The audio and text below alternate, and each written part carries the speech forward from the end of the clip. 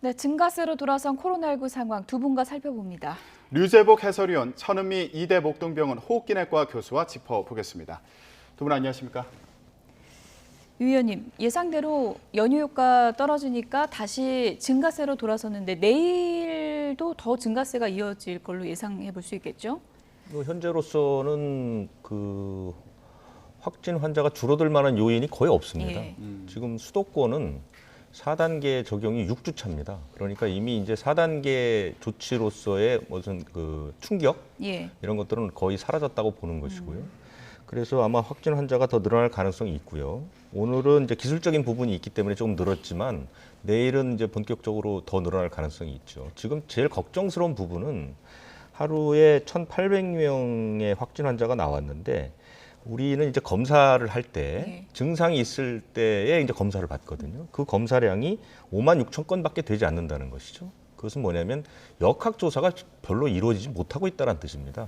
그러니까 확진 환자가 나오면 이 확진 환자를 빨리 역학조사를 해서 연결고리를 찾아서 검사를 받도록 해줘야 되는데 그게 제대로 안 되니까 지금 이 56,000건 정도면 하루에 확진 환자가 300~400명 나왔을 때 검사량이거든요. 예. 그러니까 그만큼 역학 추적이 되지 않고 있다는 것이고 또 하나 걱정스러운 것은 임시선별검사소, 수도권 임시선별검사소에서 400명 가까운 환자가 나오고 있거든요. 이거는 굉장히 큰 문제입니다. 그러니까 얼마나 이 수도권을 포함해서 광범위하게 바이러스가 전파되어 있느냐를 보여주는 겁니다. 이것은 두 가지 문제가 있는데요. 확진 환자가 언제든지 크게 늘어날 가능성이 있다는 부분 하나. 두 번째는 확산세가 꺾이더라도 쉽게 환자가 줄어들지 않을 수 있다는 부분입니다. 그렇기 때문에 지금 상황은 상당히 안 좋은 그런 국면이고 이것을 타개할 수 있는 방법도 찾아보기가 쉽지 않다. 이런 상황이라고 볼 수 있죠. 네, 지금 확산세가 쉽게 꺾이지 않을 것으로 보인다 이런 분석인데 정부에서는 이제 거리두기 단계를 어떻게 할지 또 고민에 빠지지 않겠습니까? 이제 재연장 여부를 결정할 텐데 이거 말고 뭐 다른 방법이 있는 상황인가요? 방역 당국의 지금 몇몇 발표를 종합해 보면 방역 거리두기 단계를 낮추는 것은 생각하기 어렵고요.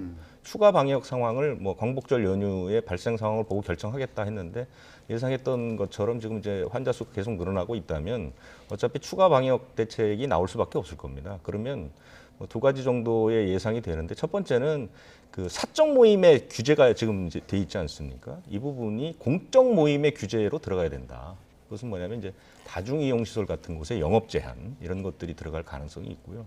천 교수님이 많이 제안하셨던 재택근무 확대 이 부분도 사실은 좀 중요하다고 보거든요. 왜냐하면 직장에서의 감염 비율이 굉장히 높기 때문에 이런 추가 조치가 따르지 않으면 확산세를 잡기는커녕 확산세를 더 키울 가능성이 있기 때문에 아마 조금 더 강도가 높은 대책이 나올 가능성이 크다고 저는 봅니다.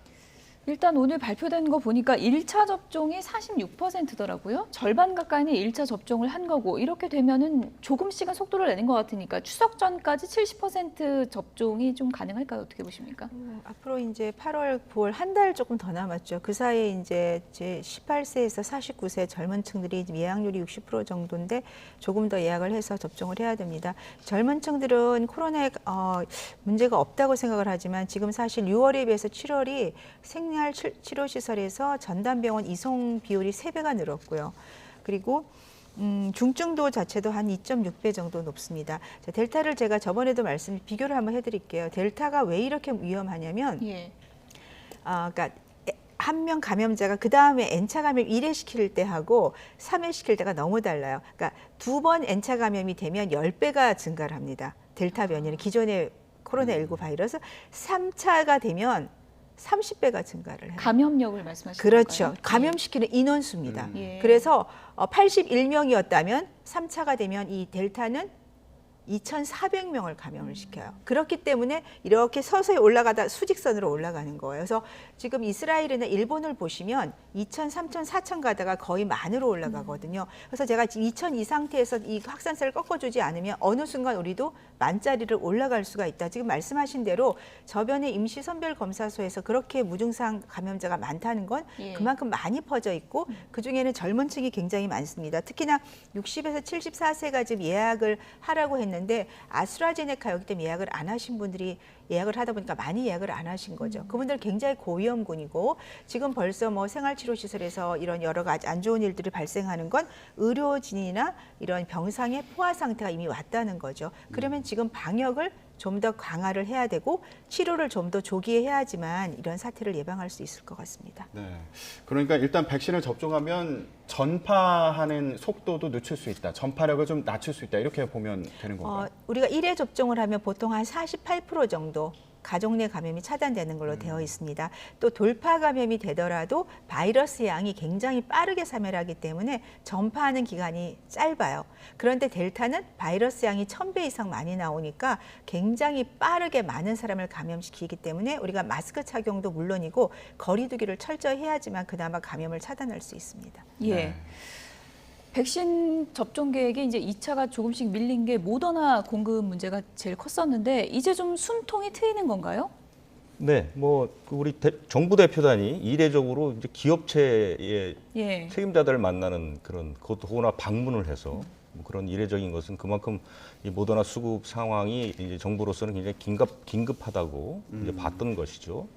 그래서 이제 성과를 가져왔는데 아마 구체적인 성과는 주말에 아마 일요일쯤 발표가 될 것 같고요. 예. 지금까지 나온 거 보면 지금 그 모더나가 우리나라에 지난달 3주차에 들어오려고 했던 물량이 한 200만 회분 되고 8월 초에 들어오려는 게 850만 회분이니까 1000만 회분 정도인데 예. 모더나가 지금 최근에 통보한 것은 850만 회분의 절반 이하, 그러니까 한 400만 회분 정도를 약속했던 것 같고요. 실제로 지금 8월 20일 가까이 됐지만 모더나가 크게 들어오질 않았거든요. 그래서 8월 말 9월 초에 나머지 물량 예.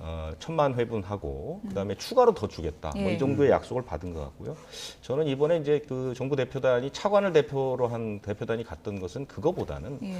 그 삼성 바이오로직스에서 위탁 생산하는 부분, 이 부분을 이제 국내로 돌리게 되면 예. 그 국내에 직접 공급하게. 우리 지금 아스트라제네카는 안동 공장께 바로 들어오잖아요. 이 부분에 대한 협의가 이루어졌을 가능성이 높다고 봅니다. 물량만 놓고 차관을 대표로 가지는 예. 않았을 거고요. 이 부분은 아직까지 이제 확답을 주지는 않았지만 아마 그게 제대로 된다면 지금 모더나는 그 부분만 해결이 된다 해도 모더나는 상당 부분 안정적으로 들어올 수 있다 이렇게 보입니다. 만약에 공급에 진짜 숨통이 트여서 그렇게 들어오면 우리가 지금 잡힌 2차 접종 날짜가 좀 앞당겨 줄 수도 있는 건가요? 2차 접종 날짜는 앞당기기가 어려워지는 것이고요. 그러니까 지금까지 그 아스트라제네카도 그렇고 모더나도 그렇고 분기별 제공 물량 자체가 그 문제가 된 건 없거든요. 예. 그 시기별 단기적 조정 문제가 있었기 때문에 전체적인 접종 일정이 크게 바뀌지는 않지만 예. 안정적으로 갈 수 있고 정부 계획하에 움직일 수 있는 것이죠. 지금 우리가 그 추석 전까지 1차 접종이 70%고 예. 10월 말까지 2차 접종 70%로 예. 당겨놨잖아요. 이게 달성되기 위해서는 모더나의 안정적 공급이 필수적이다 이렇게 보는 것이죠. 알겠습니다. 이번 주에 공급 계획을 발표한다고 하니까 이것도 잘 챙겨봐야겠군요. 예, 백신 접종 관련해서 짚어봤는데 코로나19 확산세가 계속되면서 또 안타까운 그런 사연들이 잇따라 나오고 있습니다. 관련해서 좀 얘기를 해보겠습니다. 생활치료센터에 입소했다가 8일 만에 숨진 50대 여성의 사례가 나왔습니다.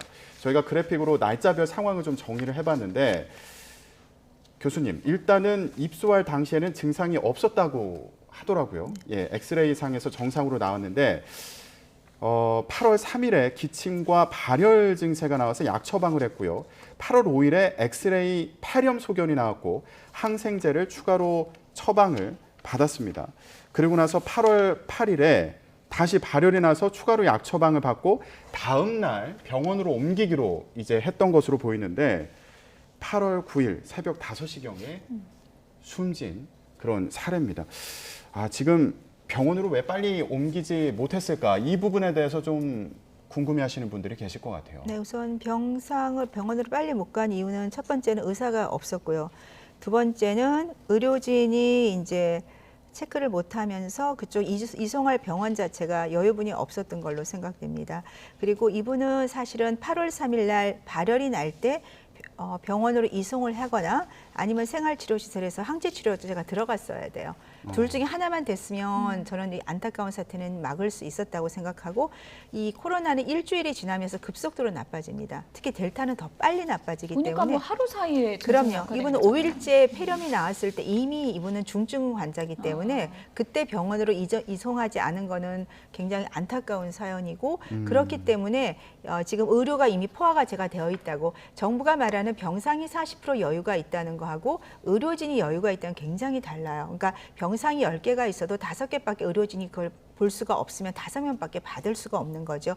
여기서도 병상을 알아봤지만 바로 되는 병상이 없어서 전원이 늦어졌다고 말씀을 하시고, 또 의료진이 충분히 있다고 했지만 거기 당일 의사가 또 없었기 때문에 그 체크가 제대로 안 된 거죠. 우리가 아까 3일에 본 발열이 날 때 해열제를 주셨다고 하는데, 우리가 바이러스 폐렴은 감기를 많이 알아보셨을 거예요. 성인들은 바이러스 감기가 걸리시면 38도가 넘는 경우가 별로 없습니다. 대부분 37도 5분에 미열이 있다가 떨어지고요. 네. 아이들은 고열이 날 수 있어요.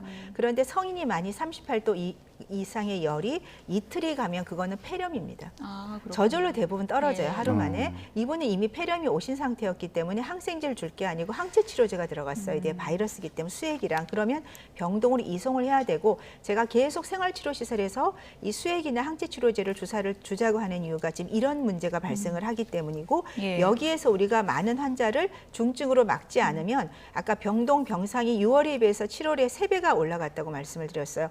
8월은 훨씬 많을 겁니다. 그렇기 때문에 중증 환자가 생기고 사망자가 나오는데, 우리가 바이러스 폐렴은 박테리아 폐렴과 달리 적절한 시기에 수액과 이런 항바이러스제가 들어가면 많은 경우 사망을 네. 줄일 수가 있고요. 사실은 지금 중증 환자나 사망자가 준 이유는 물론 백신 접종도 굉장히 큰 역할을 했지만, 저는 항체 치료제도 상당한 역할을 했다고 생각하는 사람이거든요. 그렇기 때문에 정부가 좀 더, 일본 같은 경우도 지금 주사센터를 만들어서 항체 치료제를 투여할 예정이고, 예. 인도네시아, 브라질도 이미 우리나라 항체 치료제를 다 투여 긴급 승인을 하고 있기 때문에, 국내도 제발 빠른 시기 내에 이 8월 이내에 좀 쓸 수 있게 하시면 이런 안타까운 상태를 예. 한 70% 이상 예방할 수 있습니다. 유재복 의원님, 그 그래픽 다음 거 좀 보여주시죠. 일단 생활치료센터에 있다가 병원으로 옮기는 대상을 보면 기준이 뭐 체온이 37.8도 이상이거나 호흡곤란이 있을 때는 옮긴다고 하는데, 네.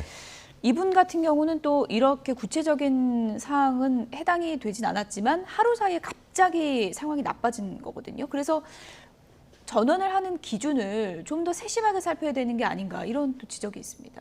네, 그러니까 어쨌든 이 사안은 그 최근에 이제 우리 이 시간에 몇몇 사례들을 자꾸 이제 분석을 하고 있는데요. 이게 그 흔히 일어나는 사안은 아니라서 일반화하기는 어렵지만, 어쨌든 지금 문제는 시설이나 인력이나 모든 것들이 상당히 이제 지쳐 있는 상태고, 그렇기 때문에 이런 이제 안타까운 일들이 벌어지는 것이거든요. 그러니까 이 저런 기준 자체는 사실은 필요한 겁니다. 왜냐하면 생활치료센터라는 게 있고, 우리는 그 치료센터도 여러 종류로 이제 분리를 해놓은 거거든요. 그건 왜 그러냐면 코로나19에 걸린 분 중에 가장 그 세심하게 살펴볼 분들은 위중증 환자입니다. 예. 그분들이 이제 사망에 이르는 것을 막기 위해서, 그렇기 때문에 그분들은 전담병원이나 전담병상을 만들어 놓는 것이고, 증상에 따라서 세분화시키는 것이기 때문에 생활치료센터에서 만약에 이 기준을 느슨하게 만들게 되면 위중증 병상이나 중증 병상이 금방 압박을 받게 되는 거거든요. 그러니까 이런 부분들은 기준은 기준대로 있지만, 중요한 것은 담당하시는 분들이나 그 현장에 계신 분들이 어떻게 유연하게 파악을 하느냐, 이런 부분들 때문에 이제 자꾸 이런 사례를 소개하는 것이 바람직하다. 뭐 이렇게 흔한 경우는 아니지만 저런 허점이 또 나오면 안 되는 거기 때문에 인명피해로 이어질 수 있는 부분이기 그렇습니다. 때문에 꼼꼼하게 좀 살펴주셔야 될 것 같습니다. 네. 예.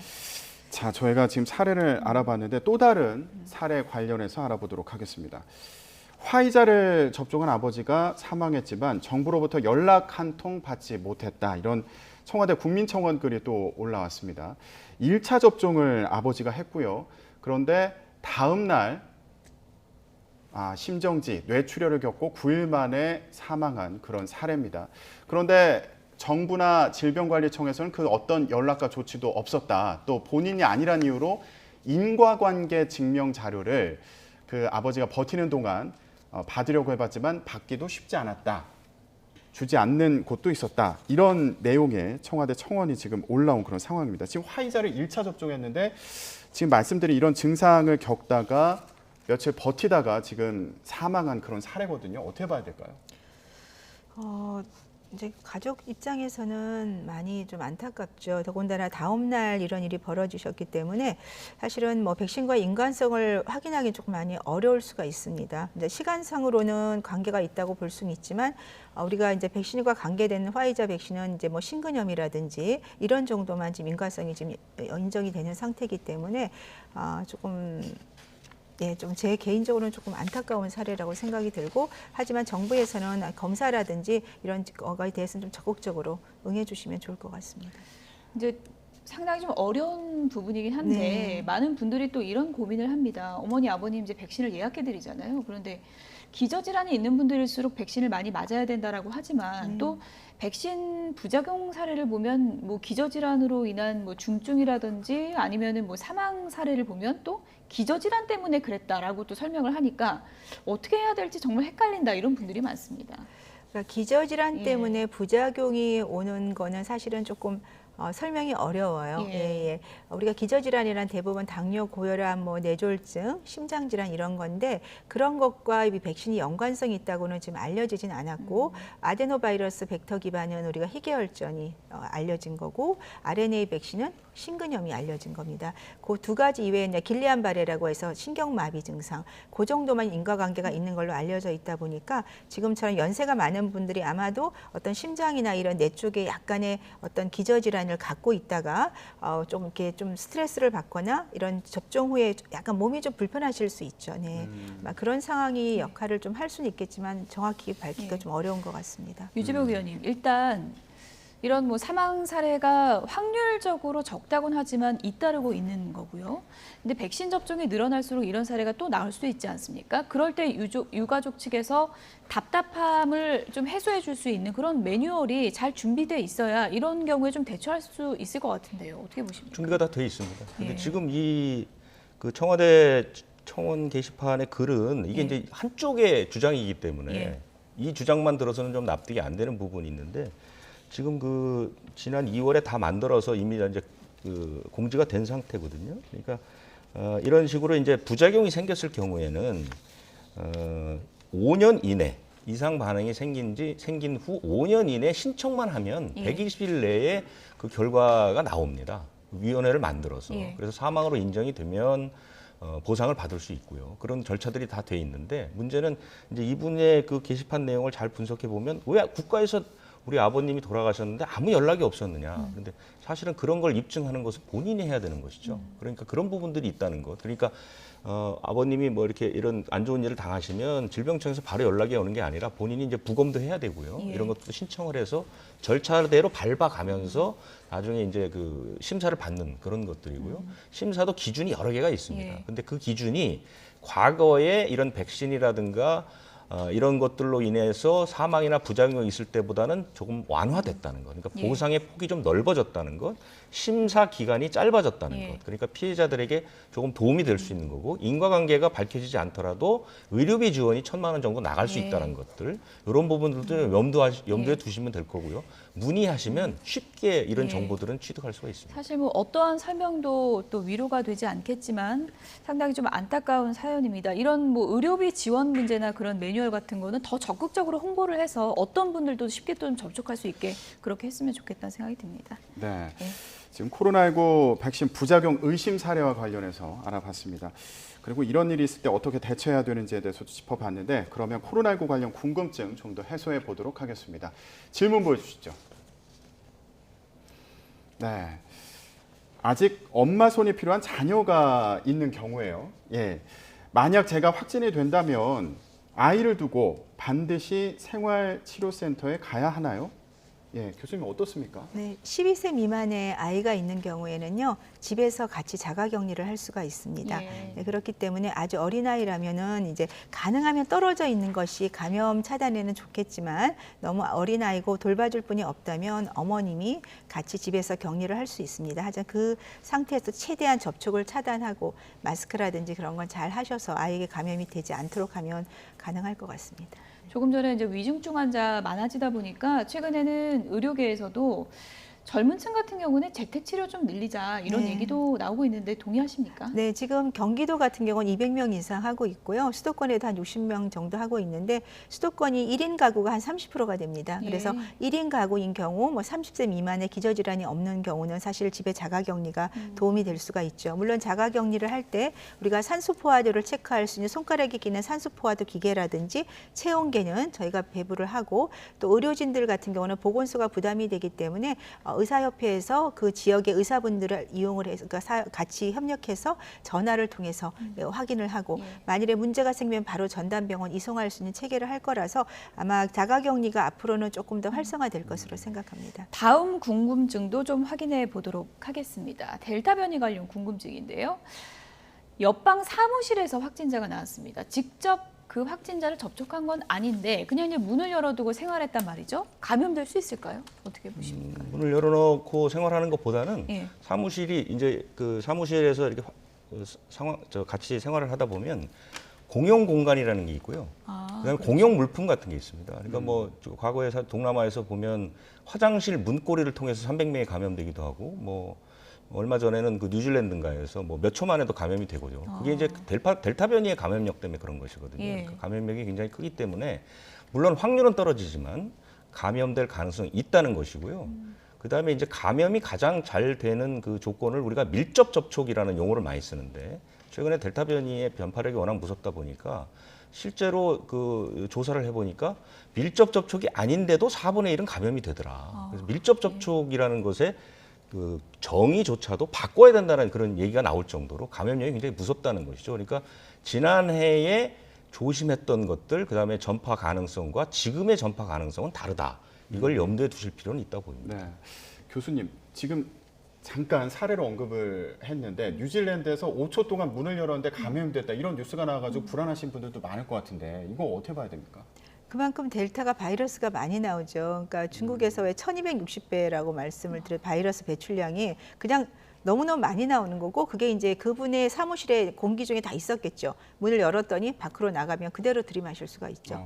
그렇기 때문에 언제든지 마스크 외에는 저는 방법이 없다고 생각합니다. 누가 감염자인지 아무도 알 수가 없거든요. 그래서 충분히 가능성이 있고 우리 국민들도 아 델타가 정말 전파력이 높구나. 그래야지만 이걸 차단할 수 있을 것 같습니다. 마지막 궁금증 확인해 보겠습니다.